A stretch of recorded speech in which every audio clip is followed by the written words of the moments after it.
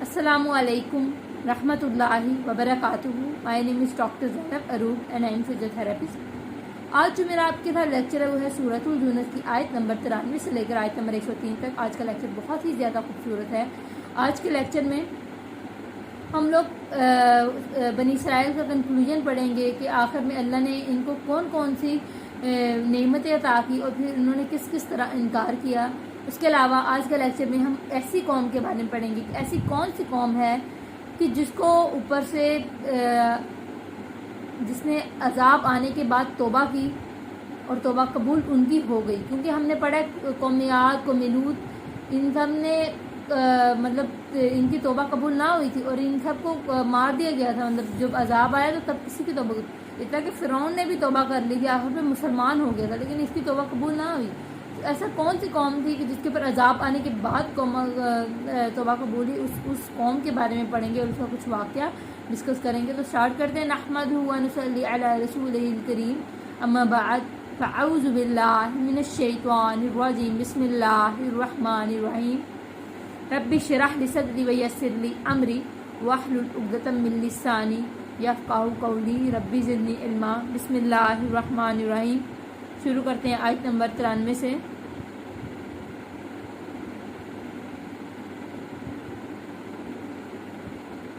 अलबत्ता तहकीक है ठिकाना दिया हमने बनी इसराइल को ठिकाना सच्चा और रिस्क दिया हमने इन्हें पकीदा चीज़ों में से। अल्लाह ताला ने इनको मनसलमा अता किया, फिर इन्होंने गंदम और प्याज और लहसुन की फरमाइशी की तो अल्लाह ने वो भी अता किया। फिर अल्लाह ताला ने इनको सहराए सीना से बचाया इनको, तो नहीं उन्होंने इख्तलाफ किया, यहाँ तक कि आ गया इनके पास इल्म। बेशक रब आपका वो फैसला करेगा दरमियान इनके दिन क़यामत के इसमें से जो थे वो जिसमें वो इख्तलाफ करते। यहाँ बनी इसराइल का कंक्लूजन बताया जा रहा है कि ये ऐसी कौम थी कि मतलब अल्लाह ताला ने इनको समुंदर में भटकाया, समुंदर में रहती थी, वहाँ उसका ठिकाना था। फिर वहाँ से ये लोग क्या नाम है सहराए सीना में गए, फिर सहराए सीना में ये भटके। अल्लाह ने फिर इनको 40 साल बाद इनको बचाया और फिर इनको फ़लस्तीन की जैसे खूबसूरत इलाका में भेजा।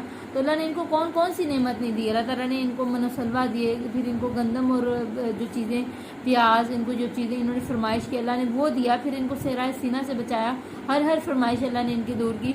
फिर भी ये लोग इख्तलाफ करते हैं। तो ये इख्तलाफ अल्लाह ताला फरमा रहे हैं कि इल्म के कम होने की वजह से नहीं करते, बल्कि ये इख्तलाफ जानबूझ कर करते हैं। ये लोग इतना इल्म रखते हैं कि इनके पास तौरात मौजूद है, ये हर चीज़ का इल्म रखते हैं, मगर उसके बावजूद इल्म को जान कर समझ कर फिर आप अगर दीन को नहीं सीखते तो फिर आप ज़्यादा गुनाहगार होते हैं। अक्सर लोगों को मैंने ये भी कहते देखा है कि हम ज़्यादा इल्म नहीं सीखते कि उसको अमल नहीं कर पाएंगे। देखिए ये तो बेवकूफ़ी होगी ना कि अल्लाह ने आपके सामने एक चीज़ आपके पकड़ाई हुई है हाथ में, आप उसे खोल नहीं रहे कि मैं खोलूँगा तो मैं पकड़ा जाऊँगा। भाई ना खोलना भी तो अल्लाह ताला तुम्हें पकड़ेंगे ना कि तुम्हारे सामने पड़ी थी। इंटरनेट पे खुले आम तो आम आप लोगों को तिलावत, कुरान पाक, तफसीर हर चीज़ मौजूद है, आपकी इल्म के लिए दी गई है। अगर आप इसको दीन को नहीं सीखेंगे और दीन को सिर्फ एक मजाक के तौर पे लेंगे तो फिर आप खुद ब खुद इसके इनकारी हैं और आप खुद इस अल्लाह के यहाँ इसके क्या नाम है आपकी जवाबदेह होंगे। तो अल्लाह ताला फरमा रहे हैं कि इनको अल्लाह ताला ने तौरात दी है, इल्म इनके पास मौजूद है, ये जानबूझ कर इल्म को इन्होंने बुला दिया है। और कुरान के अंदर और ये क्या करते हैं, आपस में इख्तलाफात करते हैं। अब कुरान में भी बहुत सारी बातें होती हैं जिनमें ये लोग इख्तलाफात करते हैं कि तो नहीं उन्होंने इख्तलाफ किया, यहाँ तक कि आ गया इनके पास इल्म, तो इल्म आ गया, कुरान आ गया, उसके बावजूद ये इख्तलाफ करते हैं। तो अल्लाह ताला फरमा रहे हैं कि अब अगर ये इख्तलाफ करते हैं तो अब ये इख्तलाफ क़यामत के दिन अल्लाह ताला इनको क्या नाम है ये इख्तलाफ अल्लाह ताला दूर कर देगा। क़यामत वाले दिन अल्लाह ताला सब कुछ खोल कर बयान कर देगा, कौन हक़ पे था, कौन सच्चा था, कौन मोमिन था, कौन नहीं ठीक था। क़यामत के दिन इसका फ़ैसला अल्लाह ताला बखूबी कर देंगे। अब ये फैसला अभी क्यों नहीं किया गया, ये फैसला अभी इसलिए नहीं किया गया क्योंकि अल्लाह ताला ने हर इंसान को हक़ सच के साथ हक़ और सच हर तरह की चीज़ें दिखा दी। अब अल्लाह ताला ने इंसान को अक्ल दे दी, अब उसे उस अक्ल से इस्तेमाल करते हुए समझना है कि अब उसने किस रास्ते की तरफ जाना है। आगे है, फिर अगर हैं आप किसी शक में इस बारे में कि नाज़िल किया हमने तरफ आपके, तो पूछ लीजिए इन लोगों से जो पढ़ते हैं किताबें आपसे पहले, अलबत्ता तहकीक है आ गया इनके पास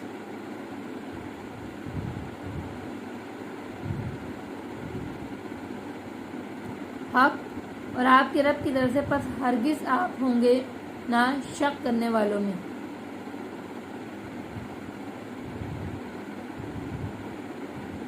اس آیت میں فرمایا جا رہا ہے کہ پھر اگر ہیں کسی کو اس بارے میں شک کہ نازل کیا، مطلب اس میں کیا بات ہو رہی ہے؟ اس میں بات ہو رہی ہے کہ یہ لوگ شک کرتے تھے قرآن پاک کے بارے میں کہ یہ کتاب حق پر ہے بھی ہے، کہ یہ قرآن ہے بھی ہے کہ نہیں۔ تو جو پڑھتے ہیں کتاب آپ سے پہلے، البتہ تحقیق ہے آگے ان کے پاس جو حق ہے اور آپ کے رب کی طرف سے، ہرگز آپ شک میں نہ پڑیں گے۔ اس لائن میں کیا ہے؟ اصل میں بنی اسرائیل ایسی قوم تھی کہ جو کہ تورات ان کے پاس موجود تھی، وہ حق کو جانتے تھے، انہیں پتا تھا کہ تورات کس چیز کی تعلیم دے رہی ہے، انہیں پتا تھا کہ تورات اللہ کا پیغام لے کر آئی ہے۔ تو اللہ تعالیٰ فرما رہے ہیں کہ تمہیں کیوں اس جو قرآن کتاب ہے اس پہ کیوں شک ہے؟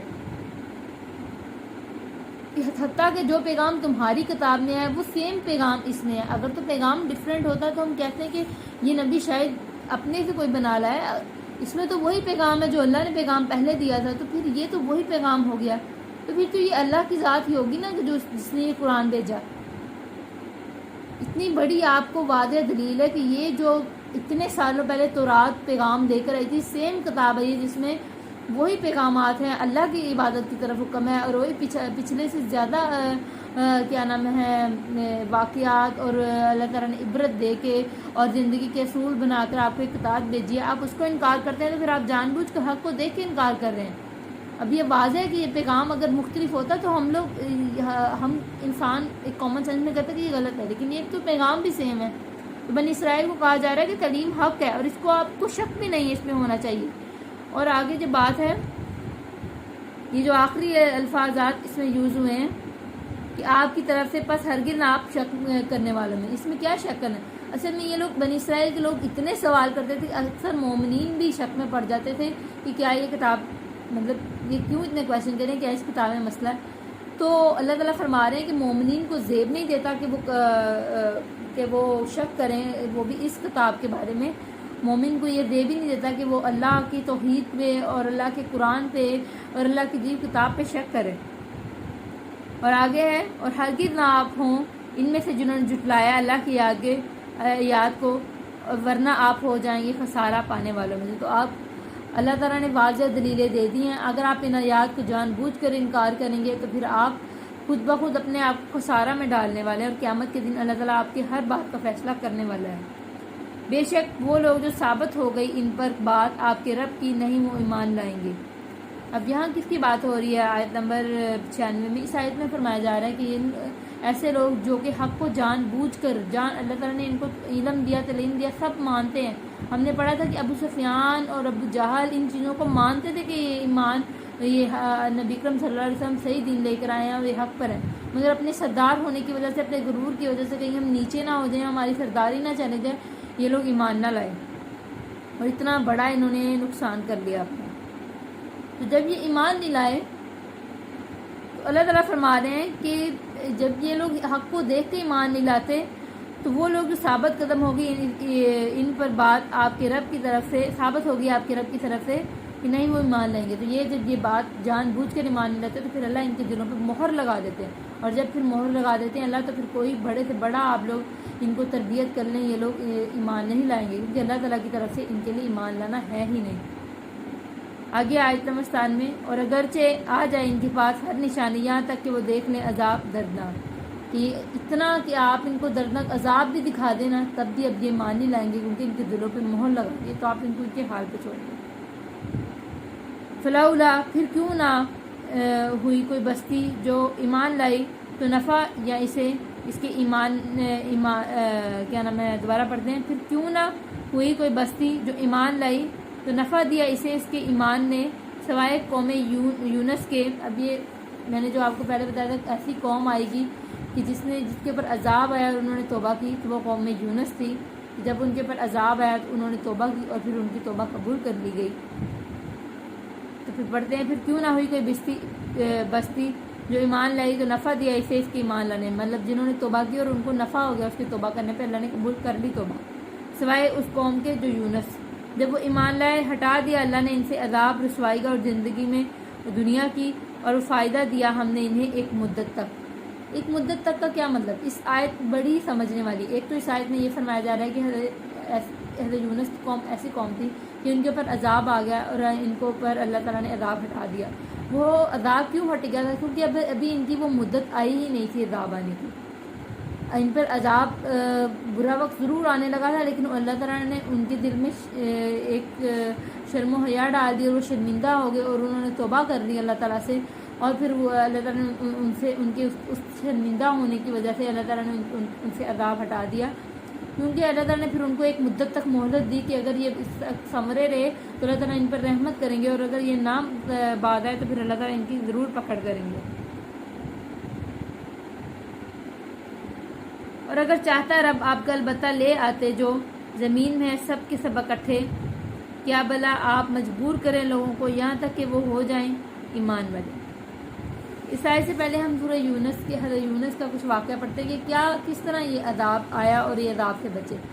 اس واقعے میں تھا کہ ان کے اوپر عذاب آ چکا تھا، عذاب ایک طرح کا آنے ہی لگا تھا. حضرت یونس علیہ السلام کو اللہ تعالیٰ نے وہاں سے چلے جانے کا، بستی سے جانے کا حکم دے دیا تھا. جب حضرت یونس علیہ السلام اس بستی سے چلے گئے تھے تو لوگوں نے یہ لوگ ایمان نہ لے کے آ رہے تھے. حضرت یونس وہ بستی چھوڑ کے چلے گئے تو لوگوں کو محسوس ہوا کہ جب پیغمبر وہاں سے چلا جاتا ہے تو عذاب آ جاتا ہے. تو انہوں نے بہت شرمندہ محسوس کیا کہ ہم لوگ اکیلے پڑ گئے ہیں. مطلب یہ کہیں نہ کہیں حضرت یونس کو مانتے تھے، انہیں ماننے کی وجہ سے اللہ تعالیٰ نے ان میں شرم ڈالی اور ان کو توبہ کروا دی. اور پھر یہ لوگ حضرت یونس کو انہوں نے مانا کہ وہ پیغمبر چلا گیا، ان پہ عذاب آ جائے گا، وہ ان کو اچھائی کا حکم دیتا تھا. اور پھر اسی وجہ سے اللہ تعالیٰ نے ان سے عذاب ہٹا دیا اور پھر ان کی توبہ قبول کر لی گئی. اور پھر اللہ تعالیٰ نے ان پر رحمت کی اور خاص، اور یہ لوگ ان سے توبہ قبول ہو گئی. لیکن حضرت یونس علیہ السلام وہاں سے ایک کشتی میں گئے اور کشتی سے طوفان آ گیا. اور پھر آگے وہاں کے ملا نے کہا کہ کشتی سے کچھ لوگوں کو گرانا پڑے گا ایک ایک کر کے. تو اس میں بھی حضرت یونس کو جب گرایا گیا تو پھر مچھلی کے پیٹ میں چلے گئے تھے، جس کی وجہ سے کئی سال حضرت یونس نے دعائیں کی دعا پڑھی تھی کہ سبحان انی کنت من الظالمین، اور اللہ تعالیٰ نے پھر ان کو اس سے نجات دی. اور بھی دعائیں ہوں گی. اور آگے ہے اگلی آیت میں ہم نے پڑھا ہے کہ اگر چاہتا رب آپ کا البتہ یہاں ایمان لے آتے تو زمین میں سب کے سب اکٹھے، کیا بلا آپ مجبور کریں لوگوں کو یہاں تک کہ وہ ہو جائیں ایمان والے. تو اللہ تعالیٰ فرما رہے ہیں کہ اگر اللہ چاہتا تو سب کو مومنین ہی پیدا کرتا، لیکن اللہ تعالیٰ نے یہ نہیں کیا. اللہ تعالیٰ نے انسان کو عقل دی، حق بتایا، سچ بتایا. اب سچ بھی ہمارے سامنے، بعض اوقات ہم لوگ اپنے آپ کو بہت نیک سمجھتے، لیکن میں خود کو تو کچھ نہیں سمجھتی، لائک مجھ سے بھی زیادہ کوئی بڑے، مطلب میں تو عام سی بندی ہوں، کوئی بہت بڑا علماء کرام بھی ہوگا تو زندگی میں کبھی نہ کبھی بھٹک جاتا ہے. انسان زندگی میں کبھی نہ کبھی بھٹک جاتا ہے. انسان اپنی خوشیوں میں اتنا مگن ہو جاتا ہے کہ اس کو بعض اوقات اللہ کے دین کی مطلب حدود کو تو نہیں کراس کرتا ایک مومن، لیکن یہ کہ تھوڑا بھٹک جاتا ہے، تھوڑا ویسی کیفیت نہیں رہتی جیسی اس کی ایمان والی کیفیت ہونی چاہیے تھی. تو انسان اس طرح تھوڑا بہت غم میں اور بہت خوشی میں ایک بھٹکنے کے بہت قریب بھی ہوتا ہے، اور بعض کا شیطان بھٹکا بھی دیتا ہے. لیکن اللہ کی ذات ہے جو اسے اللہ نے اسے عقل و شعور دیا ہے اور عقل دیا ہے، اور اللہ تعالیٰ کی ذات ہے جو رحمت کرتی ہے. جب انسان کے دل میں ہدایت کا ایک چھوٹا سا چاہ ہوتی ہے تو اللہ تعالیٰ اس کو بہت بڑی رحمت کرتا ہے، پھر اللہ تعالیٰ اس کو ہدایت یافتہ بنا دیتا ہے. تو اس آیت میں بھی یہی اللہ تعالیٰ فرما رہے ہیں کہ اللہ تعالیٰ چاہتے تو سب کو مومن بناتے، لیکن اللہ تعالیٰ نے یہ نہیں کیا. اور نہ یہ کسی نفس کے لیے کہ وہ ایمان لے آئے، مگر اللہ کے اذن سے، کہ ہر کوئی اللہ کے اذن سے ایمان لے کر آتا ہے، اور بس اس کے اندر ہدایت کی تھوڑی چاہ ہونی چاہیے تو اللہ تعالیٰ اس کو حکم دے دیتے ہیں ایمان لانے کا. اور ہم لوگ قابل نہیں تھے، بس اللہ کی رحمت سے آج جہاں بھی ہیں اللہ کی رحمت سے. وہ مال دیتا ہے اور وہ ڈال دیتا گندگی کو ان پر جو نہیں وہ عقل رکھتے. اور اللہ تعالیٰ برائی، جو لوگ عقل نہیں رکھتے جان بوجھ کے برے کام کرتے ہیں، پھر ان پہ اللہ تعالیٰ برائی کو ڈال دیتا ہے. تو کہہ دیجئے دیکھو کیا کچھ ہے آسمانوں میں اور زمین میں، نہیں فائدہ دیتی آیات اور ڈراوے ان لوگوں کو جو نہیں ایمان لاتے. جو لوگ ایمان نہیں لاتے ان کے دلوں پہ مہر لگ گیا ہے. اب بے شک کوئی بھی آیات لے آئیں، ان کو ڈراوے سنا دیں، یہ نہیں مان لے کے آئیں گے.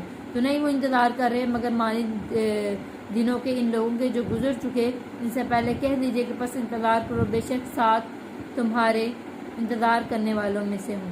تو حضرت محمد صلی اللہ علیہ وسلم کو فرمایا جا رہا ہے کہ ان کو فرما دیجئے کہ اگر یہ نہیں مان لے کر آتے، یہ لوگ اتنی نشانیاں دیکھنے کے باوجود نہیں مان لے کر آتے، تو پھر انہیں کہیے کہ اس مدت کا انتظار کیجئے، قیامت کے دن جب اللہ تعالیٰ ان کی پکڑ کرے گا، اور میں بھی اسی مدت کا انتظار کروں گا، پھر ہم نجات دیں گے اپنے رسولوں کو، اور ان کو جو ایمان لے اسی طرح حق ہے ہم پر کہ نجات دیں مومنوں کو۔ تو اللہ تعالیٰ اس دن قیامت کے دن یہ لوگ دردناک عذاب میں ہوں گے، یہ جو کافر لوگ ہوں گے، اور اللہ تعالیٰ اپنے نیک لوگ اور مومنین کو خوبصورت وادیوں کی سیر دیں گے، اور ان کو اللہ تعالیٰ رحمت کریں گے، اور ان پہ جنت نوازیں گے، اور ان کو نجات عطا فرمائیں گے، اور اللہ تعالیٰ ہمیں خاتمہ ایمان پر توفیق دے، اللہ تعالیٰ ہم پر رحمت کرے، ہمیں موت کے وقت قدمہ نصیب کرے، آمین، جزاک اللہ۔